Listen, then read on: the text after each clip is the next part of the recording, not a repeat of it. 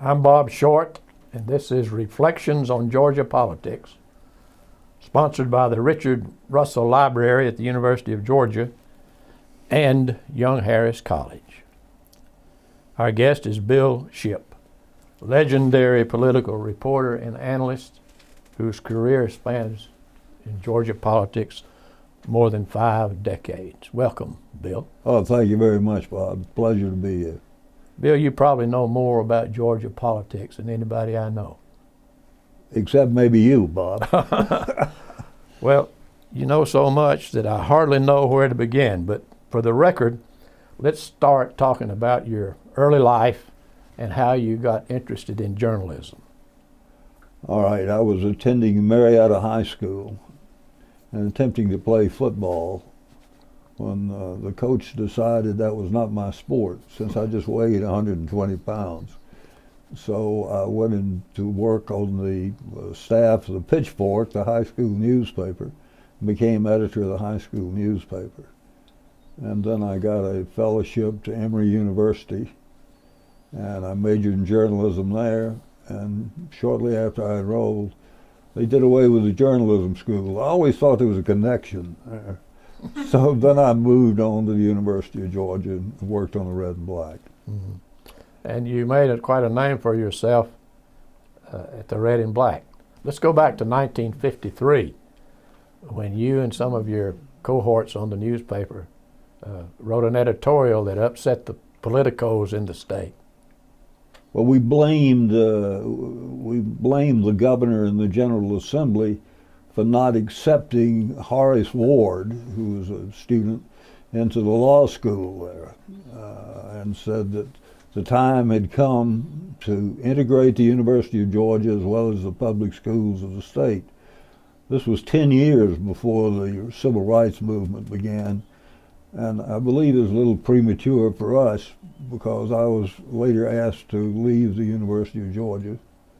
So I did, and that began my military career. Mm-hmm. And I volunteered for the draft and was sent overseas and came back, was going to get married to a German lady if I could find a job.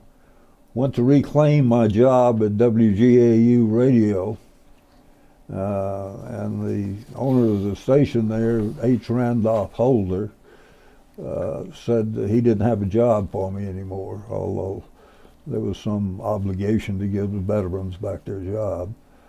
But instead of making a scene about it, I called Bill Fields, for whom I'd worked. He was managing editor of the Constitution, and he hired me. I'd interned there in '53, and he hired me, and that's how it all began. When did you first get interested in politics?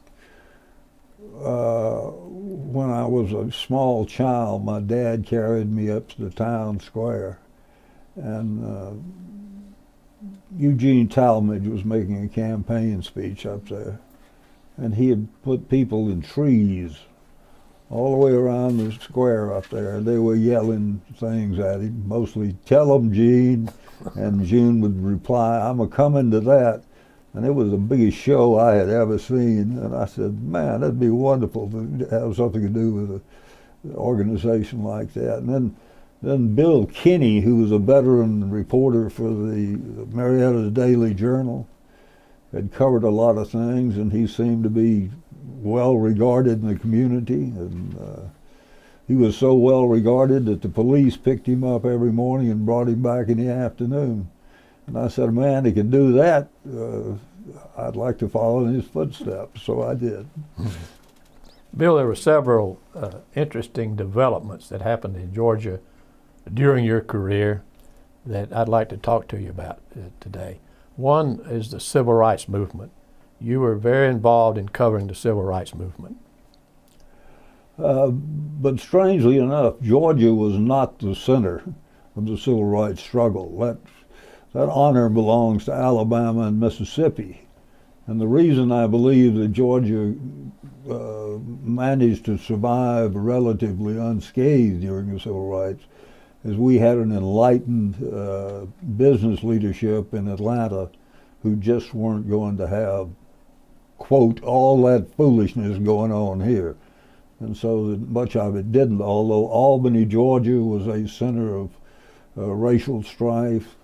Lemuel Penn, an Army Reserve officer at Columbus, in Fort Benning, was on his way back to his home in Washington when he was slain just outside Washington for no other reason than he was black and driving a car through there.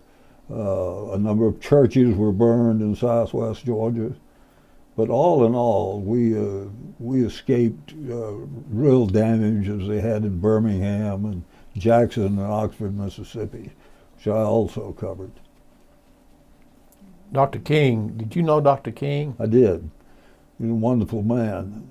And one of the few leaders like that I'd ever seen who had a very thick skin. So no matter what you wrote about him, if you saw him the next day, he was all smiles and glad to see you. And he was also a wonderful preacher. I think he deservedly has a reputation. That he's earned it from the pulpit. The Southern Christian Leadership Conference was a creation of Dr. King, and I guess you could call that organization sort of the pivotal point of the movement in the South. Yeah, SCLC was pivotal, although you have to get a lot of credit to SNCC, the Student Nonviolent Coordinating Committee, who furnished a lot of young people to participate in demonstrations. And in fact, John Lewis, who's a congressman now, at one point headed that organization and was badly beaten over at Selma, Alabama. And to this day, he has a small speech impediment that I think came from that beating, and he thinks so also. What was the status of race relationships in Atlanta during the Civil Rights Movement? During the Civil Rights Movement, I would say the status of race relations in Atlanta had never been better. Daddy King, MLK's father, had entree into the power offices at the banks and the Coca-Cola Company anytime he wanted to make any request that he needed. The city of Atlanta had Ivan Allen Jr. was the mayor, and he was the lone Southern mayor to go to Washington to testify in favor of the Voting Rights Act. So Atlanta had an enlightened white leadership and avoided any real tough clashes, although there was a couple of skirmishes. Mm. Do you remember Mayor Hartsfield? I do. He was a wonderful man. He did not want fluoridation placed in the water supply. But aside from that, he was a great mayor, and he certainly saw the value of expanding Candler Field to what is now Hartsfield International Airport, Hartsfield-Jackson International Airport. You mentioned SNCC. That organization was responsible for most of the protests in Atlanta during that period when they attempted to integrate the lunch counters. Tell us about that. Well, they attempted to integrate the lunch counters at Woolworth's, which was right across the street from the newspaper on Forsyth Street. And the Woolworth management retaliated by removing the seats from the stools around the lunch counter, making it very difficult to sit and order a cup of coffee. Several SNCC members were arrested and taken to jail for that. They were almost immediately released. There was also a major demonstration in what was then Leb's restaurant at the corner of Lucky and Peachtree. And the owner there, Mr. Leb, decided he would lock the student nonviolent kids in his restaurant and walk off and leave them. That was a major mistake because they tore up the inside of his restaurant. But most restaurateurs in Atlanta did not react in that manner and served them, and there was no problem. We were talking a little while ago about Senator Leroy Johnson, the first black man elected to the Georgia Senate. He attempted to follow a committee of his peers, his white peers from the Senate, to a lunch at the Commerce Club, and the Commerce Club refused to seat him. And that almost caused a major incident. As you recall, Governor Sanders saw that was coming as an explosion and intervened and saw that some of the leaders of the General Assembly, white leaders, escorted Senator Leroy Johnson back to the Commerce Club, and they were all seated without further ado. The freedom rides through the South were not very well accepted, but in Georgia there was no trouble at all. Well, there was no trouble at all because the Georgia leaders once again recognized what was happening and assigned them state patrol escorts from the eastern border of Georgia to the western border. So that's why there were no incidents in Georgia, I believe. Let's talk for a minute about, excuse me, school integration. Our governor at the time had pledged not to integrate the schools, but he had a change of heart. Ernest Vandiver was the governor when this thing was boiling up. He was elected to governor on a promise of no, not one, and that meant not one black person would be enrolled in the public schools of Georgia. And at about that time, a law was enacted that if any black student integrated any school, state funds would immediately be withdrawn from that school, and of course it would have closed. It would have shut down the entire system if they had major integration. That appeared to be a very difficult time because the blacks, of course, were determined to exercise their rights and determined to have schools not just equal, but the same schools as whites had. The separate but equal doctrine had gone in the trash bucket, as it should have. But Ernie Vandiver became the bravest politician in Georgia almost overnight when he said he had changed his mind and no longer regarded no, not one as a feasible act in Georgia. When you knew about the meeting that Vandiver had at the mansion with all of his legislative friends to tell them that he was going to keep the schools open? Every one of the legislators, all the leadership certainly was there, and they had a big meeting, and he told them that. And many members told him they thought that was a mistake.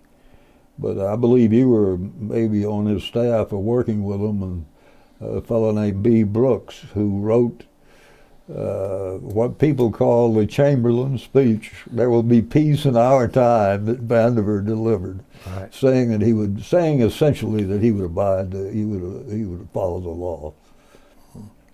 Let's talk a minute about the Sibley Commission.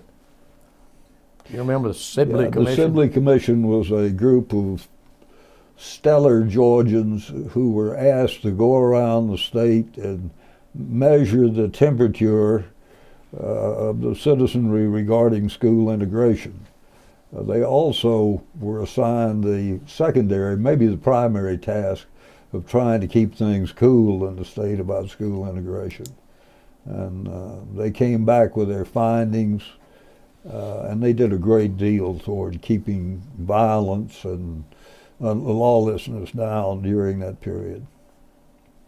That bill legislature was sponsored by George Busby. George Busby, who later became governor, he was majority leader of the House, and he was a first-rate governor, and he was a first-rate legislator. Well, you and I grew up, Bill, in the period when Georgia was ruled by rural influences because of the county unit system. The demise of that system in 1962 really opened the door for more representative government in Georgia. Oh, you're right. I think the demise of the county unit system, perhaps more than anything else, changed the face of Georgia politics. In April of 1962, the Supreme Court had handed down a rule, one man, one vote rule, regarding a Tennessee case, but it had application in Georgia to the county unit system, which gave rural Georgia the overwhelming control votes in the Democratic primary. So that, and there was a saying that was almost chipped in stone, that victory in the primary was tantamount to election. But that cast a whole new light on politics. And there was a very fine senator at the time, state senator at the time, running for governor, whose name was Carl Sanders, who had earlier wanted to be lieutenant governor. But another man named Carl Sanders decided he wanted to too, so Carl E. Sanders decided he'd run for governor, and he won the popular vote and won the Democratic nomination against Marvin Griffin, who had also been governor but was an arch segregationist. Mm-hmm. So you could say then, Bill, that Vandiver's decision on keeping the schools open became the main issue between the segregationist Griffin and the more moderate Sanders. Yeah, but looking back now, that was you and I were talking. That was a no-brainer. I mean, who in the world would advocate closing the schools? Well, the fact of the matter was, probably the vast majority of white Georgians advocated closing the schools rather than integrating them. But the Sibley Commission worked some public relations magic to kind of hold that movement down. And Sanders also won handily against Marvin Griffin, and it was Griffin's second try as governor, and his first administration was noted for corruption, frankly, and Sanders used that to part of his campaign against him. Well, it's been said that race was a contest between the status quo, which was Griffin, and a more progressive Sanders, and that it was a race between corruption versus integration, and corruption lost. Oh, well, that's a good analysis, because that's exactly what happened. Mm-hmm. And Sanders suddenly depended on black vote, and they suddenly realized they had muscle in the Georgia government for the first time since the end of the Civil War, perhaps. The first time since Reconstruction, of course. Sanders was although he never quite gained the title, but he was a prototype of what we like to refer now as the New South governor, a guy who looked forward rather than backward at our history, a guy who wanted to attract more business and more capital into the South, and wanted everybody to have freedom to vote, to attend schools, and to go into any lunch counter or restroom where they pleased. Well, his inauguration day, and in his speech, Governor Sanders promised a new day. He promised to obey the law, which sounded like code words to a lot of people, to a lot of Ku Klux Klansmen who weren't of that persuasion. Well, Sanders subsequently lost an attempt for re-election in 1970 to Jimmy Carter. In 1970, right. Yeah. And you wrote a piece in the Constitution about that election. The headline was, "How He Won It." Right. How did he win it? Carter. Well, I understand that Carter has put under lock and key most of the columns that I wrote during that period. But he won it by either bending his will, much like we saw Governor Romney do in the presidential race. The more extreme members of the primary, Carter realized that those were going to be the lead voters, so he appeals to them. And many say he appealed to them in such a way that it made him appear to be the segregationist candidate. Mm-hmm. Although he never used that term, he may have used an old Talmadge term because known as protecting our way of life, which was a code for no blacks in the school system or anywhere else. He did this. It was the most skillful campaign I think I've ever seen. He even changed his picture on on billboards after somebody said that he looked like a member of the Kennedy family. And he said, we certainly can't have that. And he changed his picture on all the billboards all over the state. Put on his overalls. Wore overalls and said he'd worked digging peanuts in his farm and he knew what day labor was. And he accused Carl Sanders of wearing gold cufflinks and repeatedly going to the gold room of the Capital City Club to get money, when in fact it was Carter who frequently went to the Capital City Club to get money, and his principal sponsor in that was the biggest, most silk-stocking law firm in town, King and Spalding. Sometimes President Carter, does not like to be reminded of those days. And of course, when he ran for president, there was not a trace of that campaign left. Carter was a brilliant politician. Another development that more modernized government in Georgia was reapportionment of the congressional and legislative seats. As much as the county unit system are right along with it, reapportionment also changed the face of Georgia politics, so that almost overnight with reapportionment, the government of Georgia was controlled by urban areas and suburban areas. And the rural part of the state, which had been king of the politics, was suddenly almost irrelevant on the campaign maps. Because reapportionment, of course, the lines were drawn according to shifts in the population. By that time, the farms had become mechanized. There'd been a wholesale movement of blacks into the city, and at the same time, wholesale movement of whites away from the city into suburbia.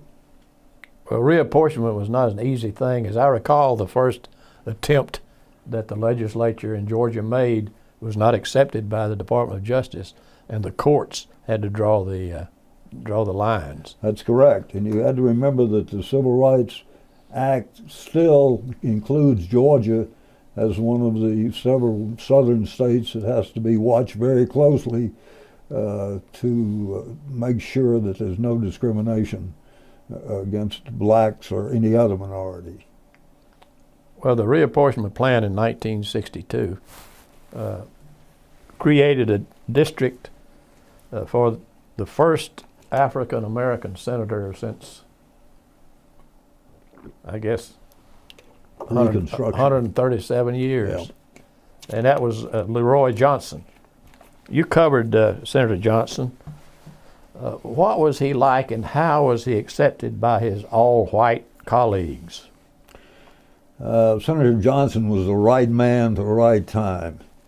They anticipated that they would get a wild militant, when in fact they did not. They got a man who was a very reasonable man and sort of a good fellow that I don't think any of them had anticipated. And for the most part, not all of them, but for the most part, he got along very well with his colleagues. And he should have, because the state of Georgia, you and I, the taxpayers, paid for his law education at the University of North Carolina. The state gave him a scholarship rather than integrate the law school. So, but he was a good state senator. He was greatly appreciated by his colleagues because it gave them an entree into the black population in their districts that they never had before. And he appreciated that, and he knew what the significance of his service would be. So I think that controlled him to a certain extent to not try to be a civil rights hero and cause a lot of trouble. Mm-hmm. Some of the other legislators who came later did not see that rule or see that as their role. Mm-hmm. Well, shortly after his election, I think he was elected in a special election. The next election, several black members were sent to the legislature. Julian Bond was one, and Horace Ward, who you mentioned earlier, who was denied admission to the University of Georgia, became a senator.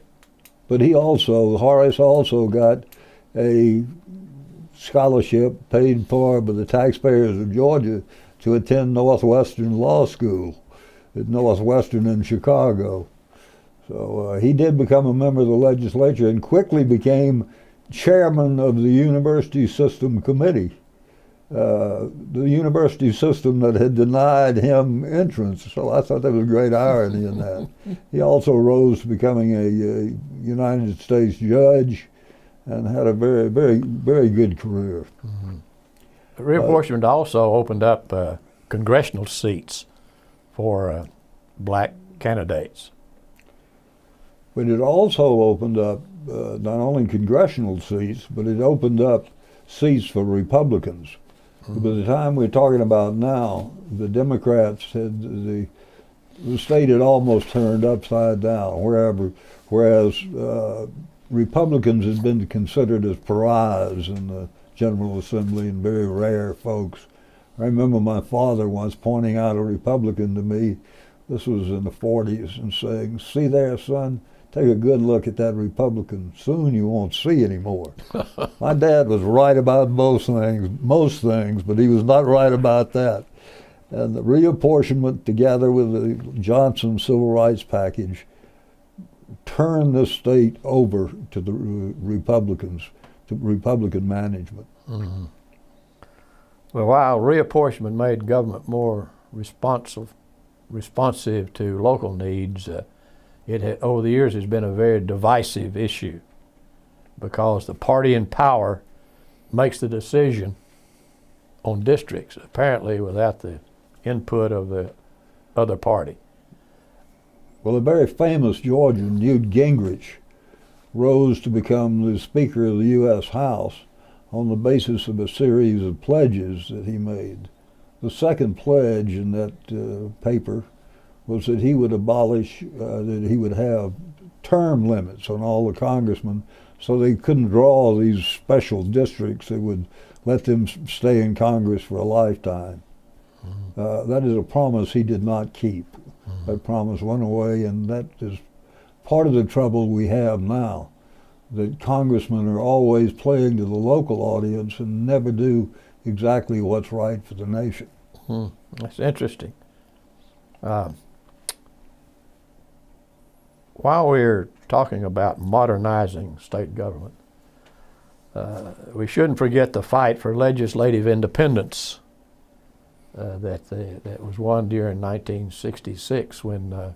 We got to remember why they were finally able to gain legislative independence as no other state in this nation has independence. Mm-hmm. And that was because of the election in 1966 for governor. The Constitution required that the winning candidate have a majority of the votes. That was the first time in years and years that failed to happen. Ellis Arnold had jumped in on the Democratic side and split the votes. Lester Maddox was in the mix and a Democrat there. But because no one got a majority of the vote, he was thrown into the General Assembly and up to the General Assembly to elect the governor. The governor they elected was Lester Maddox. And the rest of the story is history. Lester Maddox was an arch segregationist. He ran a good fried chicken restaurant called the Pickrick and had weekly ads in the newspaper in the AJC which outlined his very, very conservative views about how government ought to be run. The chief mover in that effort to wrestle the power away from the governor and put it in the legislature was George L. Smith, who was a fine Speaker of the House and I believe one of the smartest guys that I've ever seen in the legislature. His main problem was that he came from Swainsboro, Georgia, way down in Emmanuel County, so that he would have had great difficulty being elected to statewide office. Mm-hmm. Another great point, Bill, I think that helped Georgia was the passage of the lottery bill. The lottery bill. We're up down to Zell Miller running for governor. Zell allegedly had promised a group of Baptists that he would never allow the lottery to come into the state because that would lead the way to parimutuel betting and betting on horse races and things of that kind. But he reconsidered and decided that the lottery would be a good way to get funding for education and scholarships and give a lot of kids an opportunity they had not had.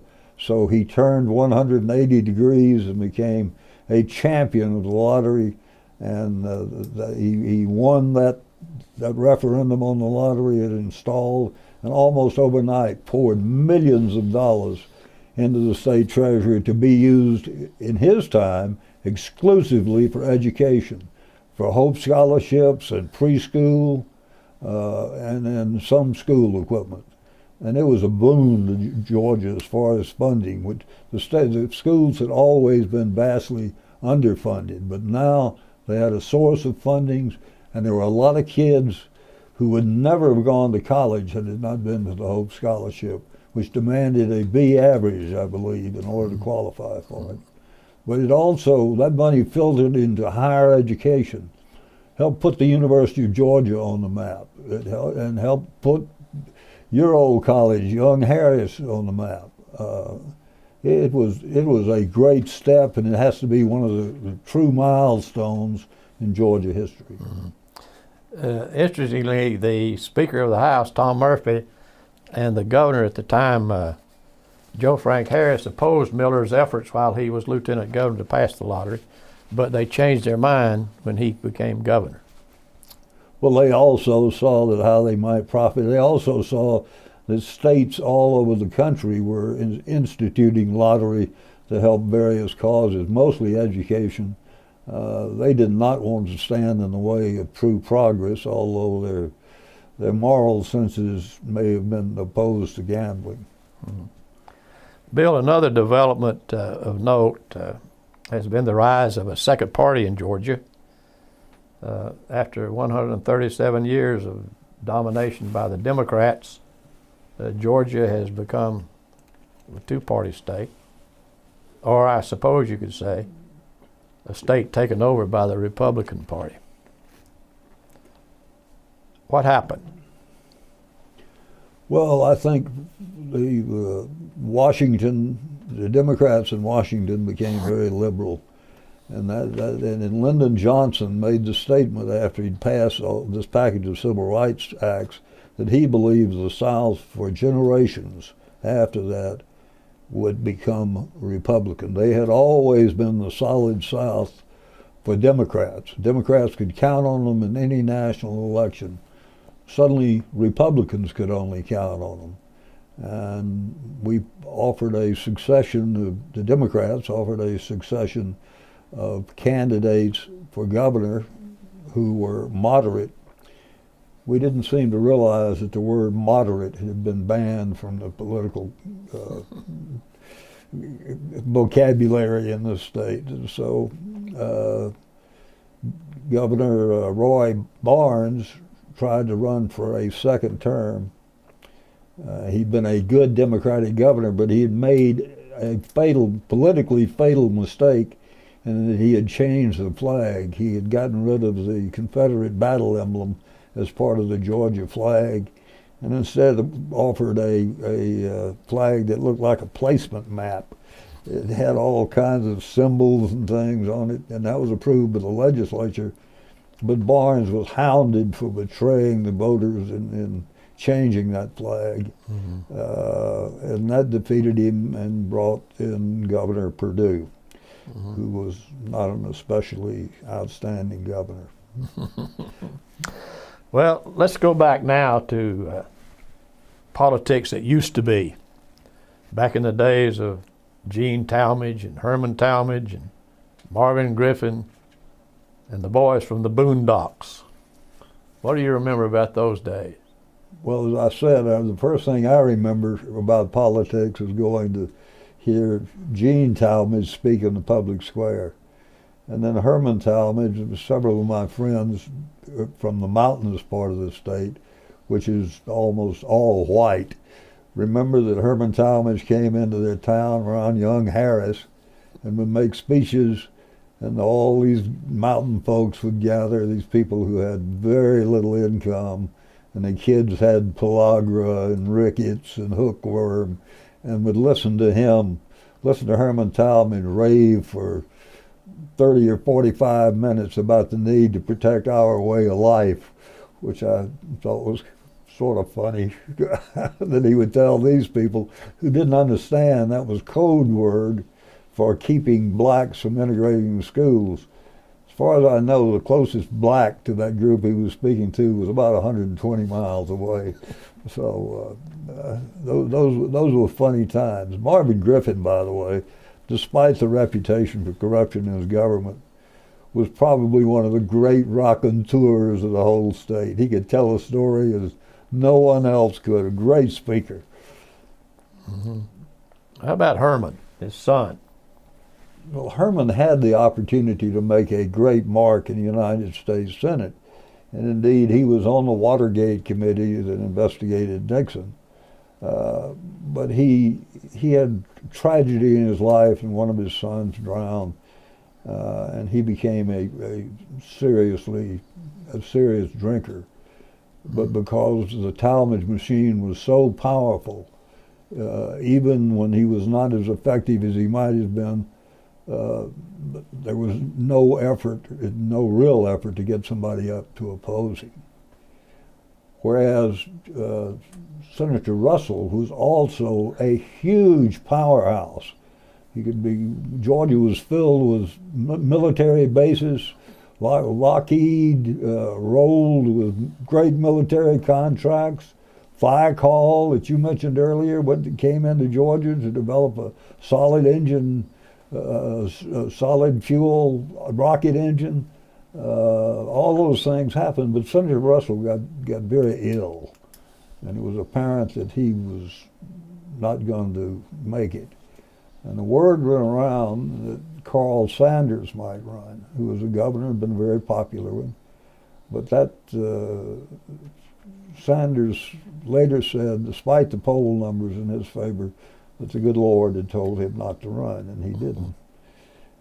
So we got senators. When Carter was elected governor, he immediately appointed David Gambrell to replace Senator Russell, who had died by that time. David Gambrell was his campaign financier and had done an excellent job raising money for him. But I don't think David enjoyed the job. I don't think he was a natural politician, and he lasted only one term, which gave us probably the most powerful senator we've had since we had Russell. Russell was great power. Then Senator Sam Nunn of Perry, Georgia, was elected and almost immediately became a power in the Senate, almost but not quite equal to Russell. Mm-hmm. Well, Herman Talmadge and, his father also published a newspaper called The Statesman. Did they print your columns? No, they did not print my columns as much as I wanted them to. I would have had greater circulation if I did. But The Statesman was the most virulent newspaper. It was anything but a statesman.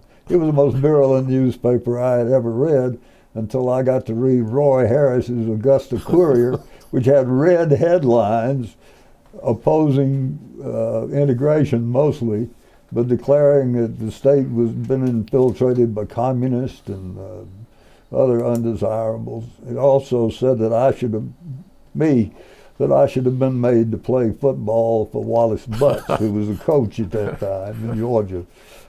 You know, Bill, somewhere I jotted down that quote. Let me see if I can find it here somewhere. Here's what Roy Harris says. He called you and your buddies a handful of sissies,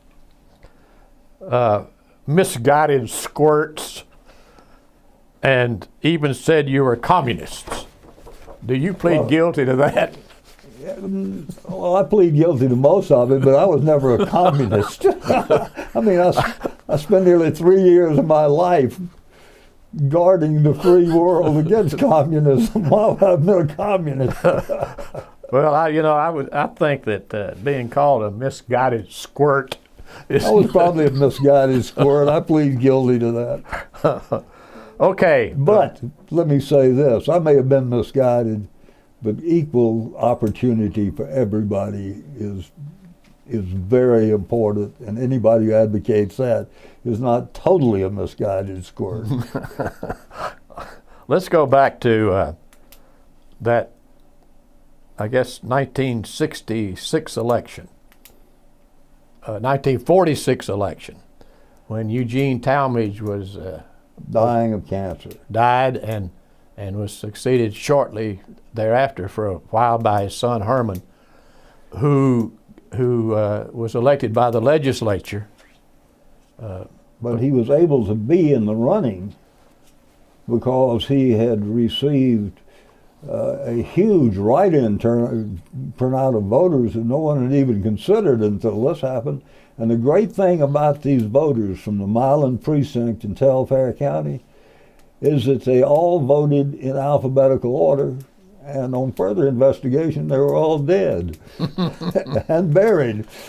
But nevertheless, that moved Talmadge into position to become governor, and he did. They found those votes when it was necessary. As they did very often, and very often in reverse, they would lose votes when necessary. I mean, lose whole ballot boxes. So Herman Talmadge became governor until the Supreme Court decision ruled that the lieutenant governor-elect would become governor. That was Melvin Thompson. So Thompson served for 2 years. And during that 2 years, he did the state a great service. He bought Jekyll Island. The millionaires who had lived on Jekyll had decided they had enough of German submarines coming to the surface right at their door, and so they decided they'd be safer if they went up to Mossop's Vineyard and not hang around Jekyll Island. So as I remember, he paid like $800,000 for it. For Jekyll Island, $800,000, it must be worth hundreds of millions of dollars now. Mm-hmm. But Talmadge raked him over the coals for wasting $800,000 of the taxpayers' money by buying that worthless island down there. And Talmadge beat him handily. They became very strong political foes. Thompson also ran against Herman for the Senate when Herman ran in 1956. But by that time, the battle had been settled. ME didn't have any base of support. Mm-hmm. And a lot of people traced his political origins back to Ed Rivers, a governor of the 1930s, who had been a champion of public education, but also was credited with a great deal of corruption. Herman made a pretty good governor. Well, let's say he didn't rock the boat. I remember he had an attorney who was assigned to do nothing but keep track of segregation cases. And Herman gave him one charge: I don't want any integration here while I'm governor, which accounted for us, for Georgia, doling out scholarships for people to go to universities and law schools in other states. Although that matter had already been settled by the Supreme Court. That matter was settled in Texas, and there was no other appeal unless you wanted to pay the guy out, which they did. Moved to 1980, very significant election in Georgia when Senator Talmadge was opposed by Lieutenant Governor Miller and eventually by a Republican, Mattingly. You were involved in that campaign, weren't you? I did. I discussed great length with Governor Miller about the possibility, or Lieutenant Governor Miller at the time, the possibility of opposing Talmadge for the Senate. Someone in the group, and I don't recall who it was, accused Lieutenant Governor Miller of really not having the courage to run in such a race. And he said, I recall he said, "I'll show you," or other unforgettable words to that effect.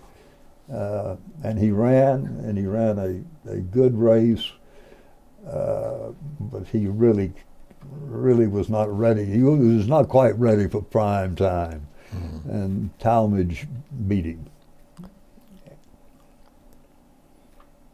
In the general election, Talmadge went on to lose to a young Republican by the name of Mac Mattingly. A typewriter salesman from St. Simon's Island that no one had heard of beat him easily, because by that time the state was overflowing with Republican votes, and everybody saw Mac Mattingly as a symbol of change and a symbol of the future, whereas they viewed Talmadge as part of the old cracker machine, which indeed he was, and that his time had come.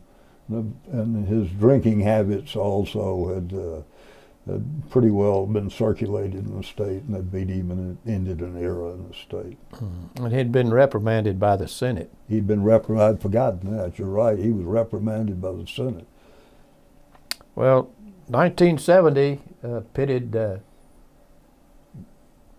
Senator Jimmy Carter against Carl Sanders. We mentioned that race. But don't forget the 1966 race that set this up. Carter was the third man, came in third in the Democratic primary in that race, which eventually installed Lester as governor, Lester Maddox. And Carter had gotten such an outpouring of support, and he'd run as a moderate in '66. And he later said that he would have not run in 1970 if the then comptroller, Jimmy Bentley, had agreed to run. Bentley said the time was not quite right for him, and the time never became right for him. And then Carter ran an entirely different campaign in the 70s than he ran in '66. He was elected, and his first move was to reorganize the state government, a very controversial thing to do at the time. He did away with the state welfare department, which no one could believe he did, and he merged the, excuse me while I do a Senator Rubio. He did. He reorganized state government. He turned the venerable state highway department into the state transportation department. He did away with the state welfare department and rolled that into a state department of human resources that also took the public health department away from the state, away from the state's T&O, table of organization. And he did a lot of other things which have since been undone. But the state remains without a welfare department or a public health department as such. You mentioned the transportation. That leads me to ask you about Mr. Jim Gillis. Well, Mr. Jim Gillis's influence goes far beyond transportation. He was one of the great political bosses of this time, and his family remains politically potent in the state. Jim Gillis had been highway director under Carl Sanders, and Jimmy Carter used Gillis and his old-time political machinations against Sanders. Sanders defended Gillis, and Gillis indeed was a bright man, a very intelligent man who understood the politics of state government as well as anybody that I remember. He was remembered for sitting at his desk, and he would keep a long list of all the legislators and how they voted. And if they came over to ask for paving on the road, he would look at that list and see if they voted all right. And if they voted his way, he would grant their favor. And if they didn't vote his way, he would say, "We have run out of money. We can't possibly handle your project here." But Carter later, when Carter was elected, and there was a great outcry about the people who knew were in the know, said, "You better keep Gillis. He knows what he's doing, probably better than you do." So he agreed to keep Jim Gillis as the highway commissioner. And then the Atlanta Constitution published a lead story saying Carter has agreed to keep Jim Gillis in the highway department and as director of Carter's Department of Transportation. And as soon as that newspaper hit the streets, Carter fired Jim Gillis. Oh my goodness. So that was quite an exciting episode. And he appointed Burt Lance. He appointed Burt Lance, who was a fine highway commissioner. And Lance later became a key member of the Carter presidential campaign and served him briefly as budget director in Washington. Lance is really one of the bright minds, and there has been one of the bright minds in Georgia politics. Mm-hmm. Carter had as his lieutenant governor former Governor Lester Maddox, and they were at each other's throat for 4 years. Let's point out that the governor and the lieutenant governor do not run as a team as they do in many states, that they run independent races, and Carter was about as different from Lester Maddox as night and day. And Maddox picked at everything Carter did, every move Carter made, to reorganize government, to fund the schools, to do anything, because he considered that Carter in his inaugural address had betrayed the promise of his campaign and what kind of governor he would be. And in that address, with Lester Maddox sitting on the front row looking at him, along with another group of old-time Georgia politicians, Governor Carter, who had run a very, very conservative campaign, said, and I don't remember the direct quotes, except he said, "The time has come to end racial segregation and give everybody equal rights in the state." And I thought the front row of the gallery was going to faint. Their faces fell. They couldn't believe he'd said that after the campaign he ran. That made Carter a lot of enemies, so many enemies that I believe that if there were a two-term option for him to run at that time, he could not have won a second term as governor. Mm-hmm. So he ran for president and was elected. Mm-hmm. Well, I want to get to his presidential race because I know you were very much involved in that. But succeeding Carter was George Busbee. He was a first-rate governor, a very low-key governor, who also was an education governor, who wanted to help particularly higher education in the state, and who once threatened to choke me and threw me in the swimming pool at the governor's mansion, and I was fully dressed. But otherwise, I like Governor Busbee nevertheless. Did he throw you a float? No, he did not. I had to be fished out by 2 state patrolmen. Well, Busbee's term did one thing that I thought was very unusual, and that was that they passed legislation for a constitutional amendment that would let him succeed himself. And he was such a good governor and so popular that he was able to pass that, which meant that now Georgia could have 2-term governors. And if they'd all been as good as Busbee, that would have been fine. But we, along the way, picked up some turkeys who got stuck there for 8 years. That also changed the face of Georgia politics. Mm-hmm. So that a guy like Sonny Perdue, for instance, could run for that first term, win, and then have all the power that a Georgia governor has, including the use of airplanes and state patrol and jobs and everything else, and you won a second term easily. There's one thing I've noticed that I think is unusual, Bill, and that is that all of our governors, I guess going back all the way to Herman Talmadge, had several things in common. Most of them, and I think with possible exception of Maddox, all of them had legislative experience. They all came through Carter came through the legislature. Sanders came through the legislature. And, Marvin Griffin came through the legislature.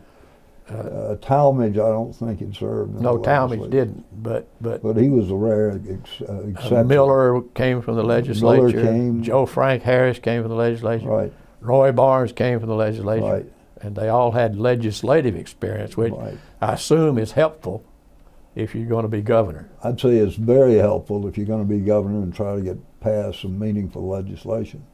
Of course, Sonny Perdue's first major campaign, which overlapped his time in the legislature with his time as governor, was to deregulate the price of natural gas, which he said would give everybody lower gas bills. Has that happened? That hasn't happened yet. Okay. Then Busby was succeeded by Joe Frank Harris, who was another legislator in a very, very spirited race with Congressman Bo Ginn. That race was, we saw the entrance of a political advisor named Tom Perdue, who got into that race and was helping Joe Frank Harris and spread the word that the other candidates in that race were baby killers. That is, that they favored wholesale abortion. And while it was true that Georgia had a reasonably moderate abortion law, it was not true that these guys were baby killers. But nevertheless, when these flyers were distributed on the Sunday at the church parking lots all over the state, they had a profound effect on the election, in my belief, and helped Joe Frank Harris.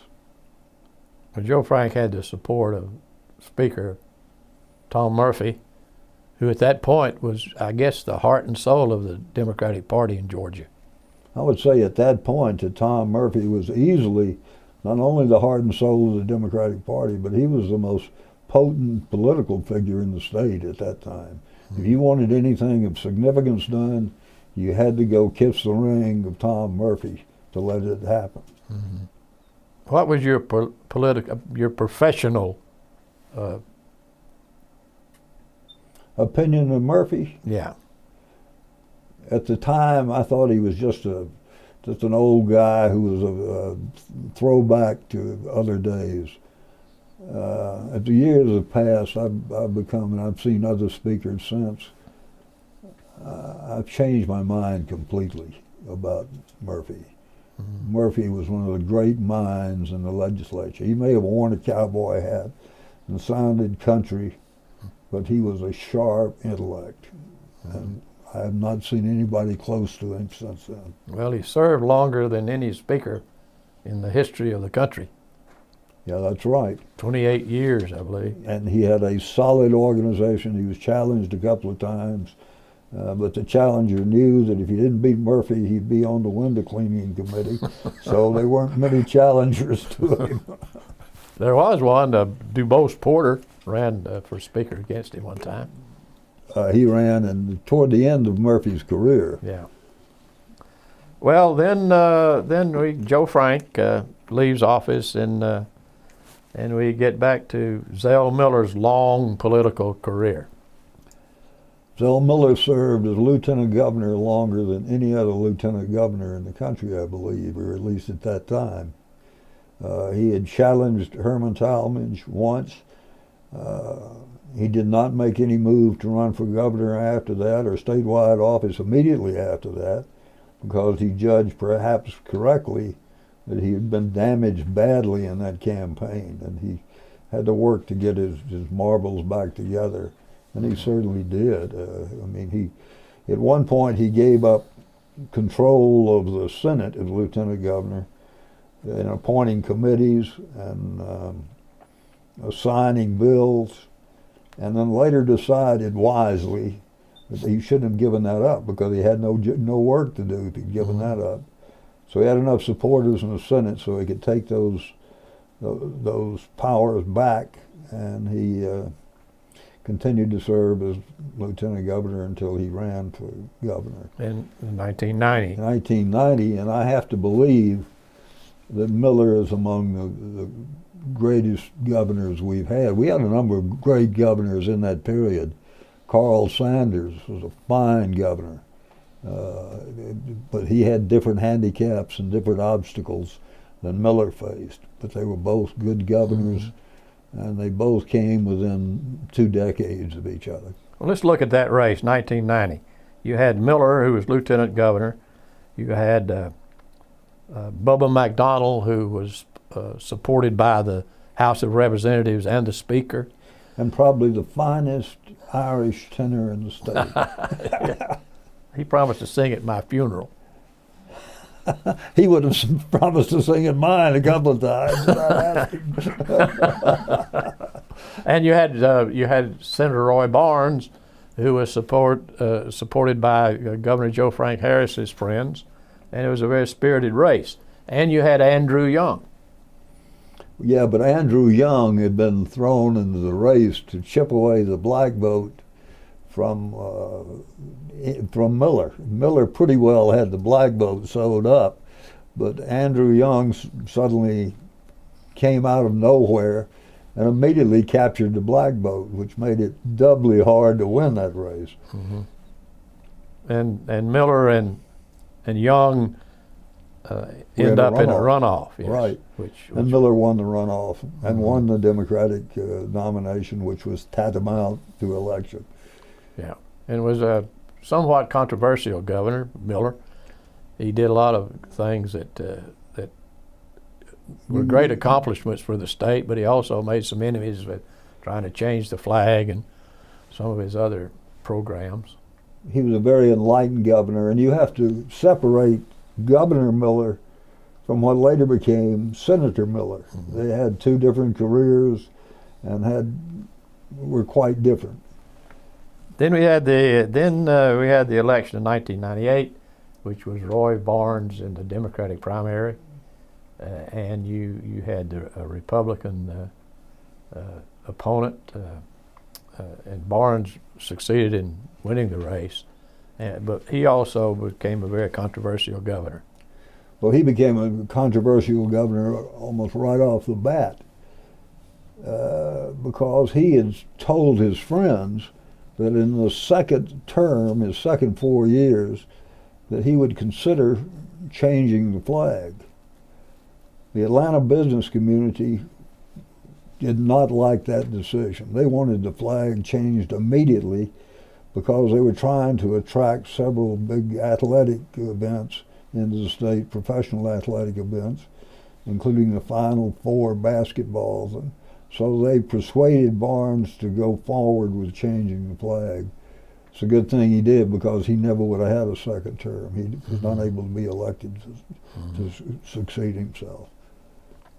And then his loss in 2002 to the first Republican governor, and I think the first Republican statewide office holder in many, many years, that was Sonny Perdue.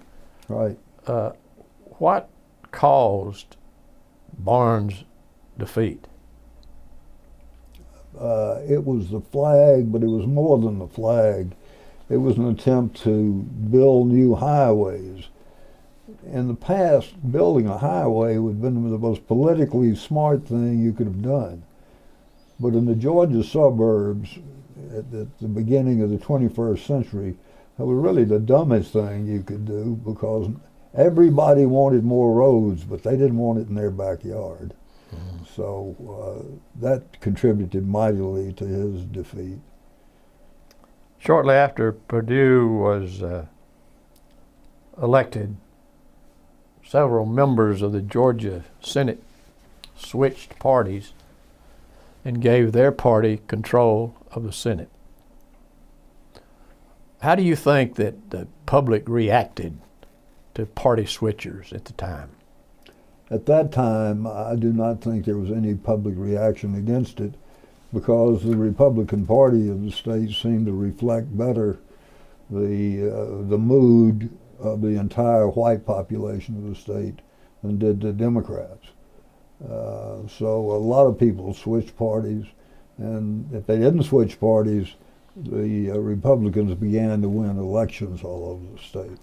That happened 2 years following that, the House of Representatives elected enough Republicans to control the House too. And now I think they also control all the Republicans who are in the constitutional office. I can't think of one that's held true by a Democrat. Yeah, that's true. Both senators are Republicans. Paul Coverdell was elected to the United States Senate. He of course, was a Republican. And I think he was the first Republican senator we've had during that whole period of time. Unfortunately, he passed away and was succeeded by Zell Miller, who was appointed by Roy Barnes. Governor Barnes. Do you know how that developed? I know how I've been told it developed about several people who were expected to be appointed to the Senate and didn't get it. One being former Congressman Buddy Darden said he was in line to go up, but for reasons that I don't quite understand, Roy Barnes decided he would put Miller in there because he was almost certain that Miller could be reelected and maintain a very powerful Senate seat, which Georgia was used to having. We were used to having senators with muscle, and a congressional district delegation with muscle.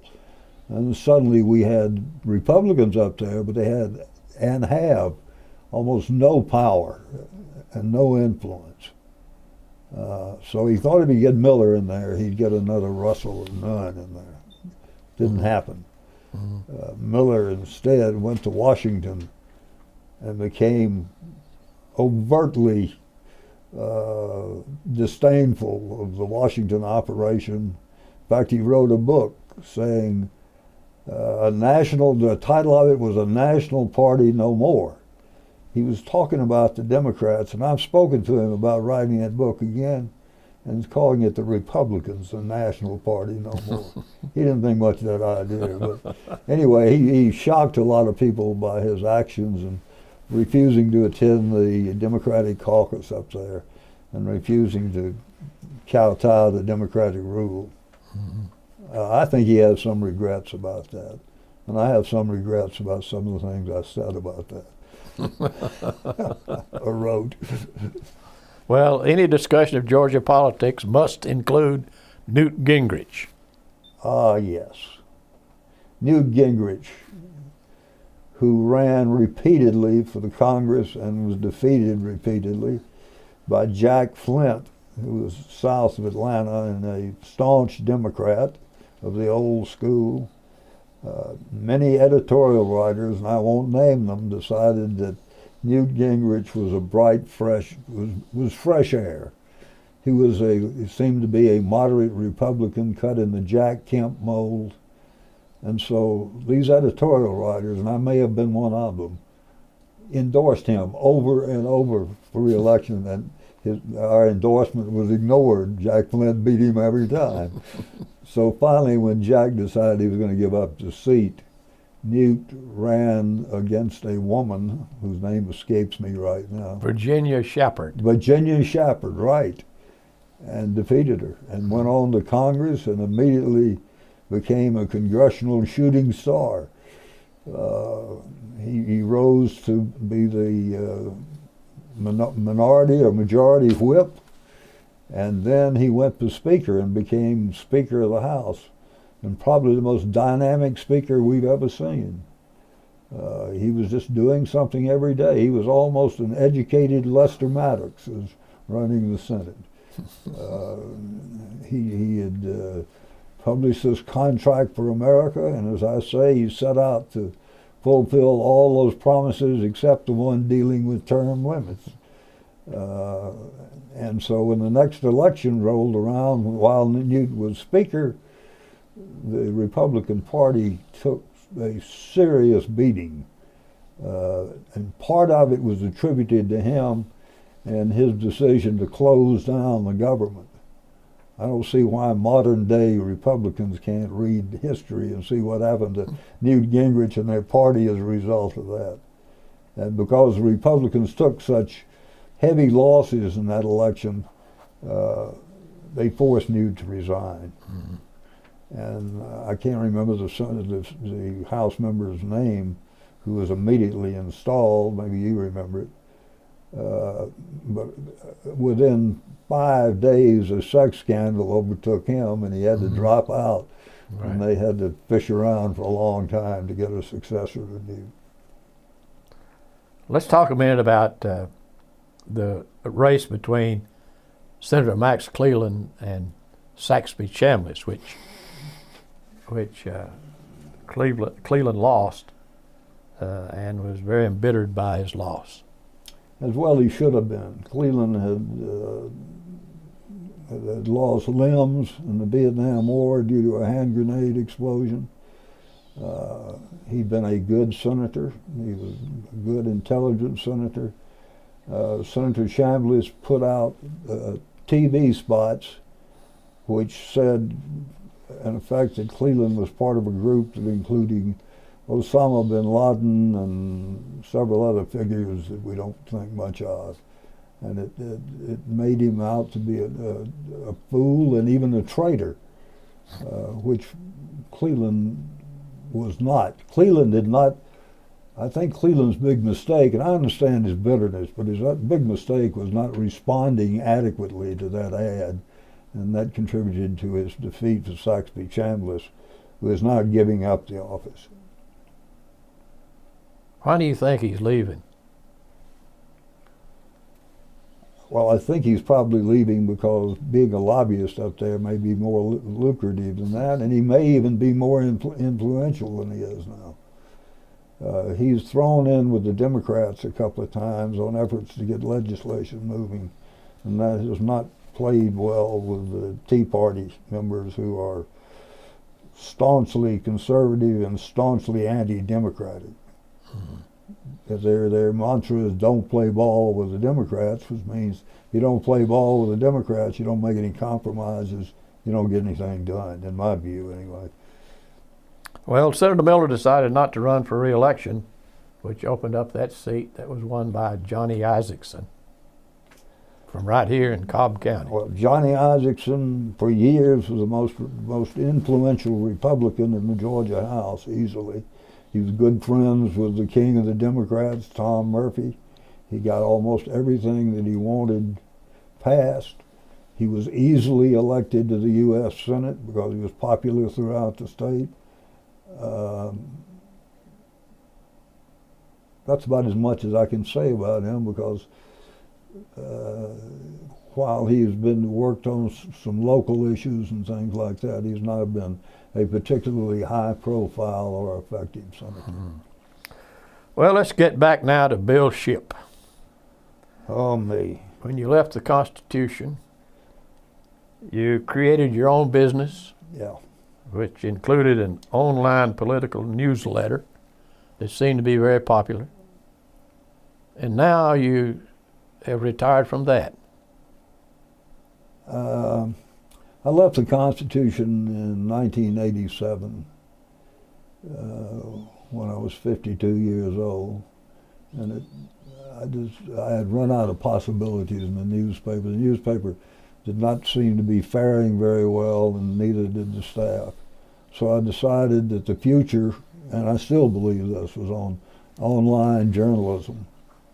So I created Bill Shipp's Georgia, and I wrote a twice-a-week column that at its height appeared in 50 papers throughout the state. And marched forward to about 2007, until 2007, when my dear wife of 52 years died, and my mojo immediately left me. And I put the business. Well, looking back over your career, one thing I failed to mention, and that is that Jimmy Carter chose you to write the announcement of his decision to run for president. I would say that is not true. What is really true is he chose Jeff Neesmith to run the announcement that he would run for president. And Neesmith did not feel comfortable with the rules that Carter had set down on how he had to write the story. At that time, newspapermen, believe it or not, had some ethics. Maybe unlike today, but they had ethics. And so he gave it to me, and I ran and went over to the Capitol. I was on a desk job at the time. I was the executive city editor of the paper. So I went on and took it and expanded it and said, my gosh, this is a great story. We got the governor of the state going to run for president. And I told the news editor, one Eddie Sears, what I had, and I expected him to start jumping up and down. And he said, well, I can't decide whether we ought to put this on the front page or not. So we had a great argument about whether it would appear on the front page. And it finally, the managing editor stepped in and said, of course that's got to go on the front page. It ran on the front page, and the next day Carter said he'd been betrayed. So By the Constitution? By the Constitution, by me, all journalists, everybody in sight. Well, if you were asked to tell us what you think was your greatest story, what would you say?